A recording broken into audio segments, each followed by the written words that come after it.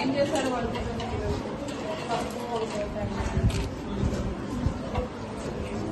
రసం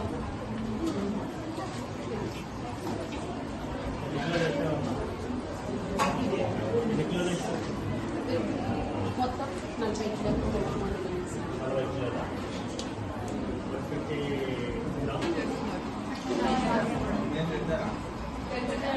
సబ్జెక్ట్ అంతా అర్థమవుతుందా?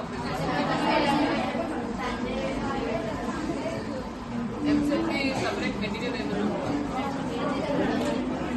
సపరేట్ ప్రాక్టీస్ నెసరీస్ ఏమన్నా రాసుకున్నారా?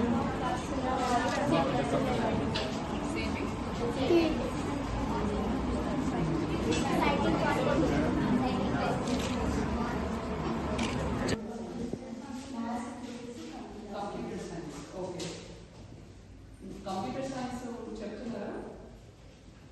లెక్చరర్స్ ఉన్నారా? ఎక్కడి నుంచి వస్తున్నారు? ఎలా వస్తారు?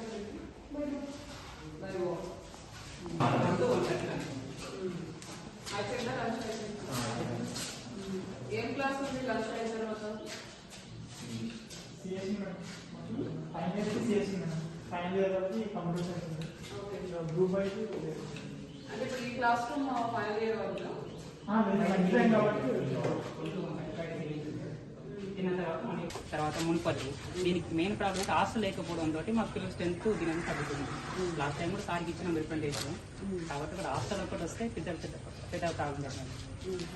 అంటే అందరు ఏమన్నారంటే మొత్తం హాస్టల్ స్టూడెంట్స్ ఉన్నారు కాబట్టి మేము క్యాన్వాసింగ్కి వెళ్ళినప్పుడు హాస్టల్ అడుగుతున్నారు. హాస్టల్ ఒకటి వస్తే కాలేజీకి అంత పెద్ద ఎఫెక్ట్ కాదు. హాస్టల్ లేకపోవడం తోటి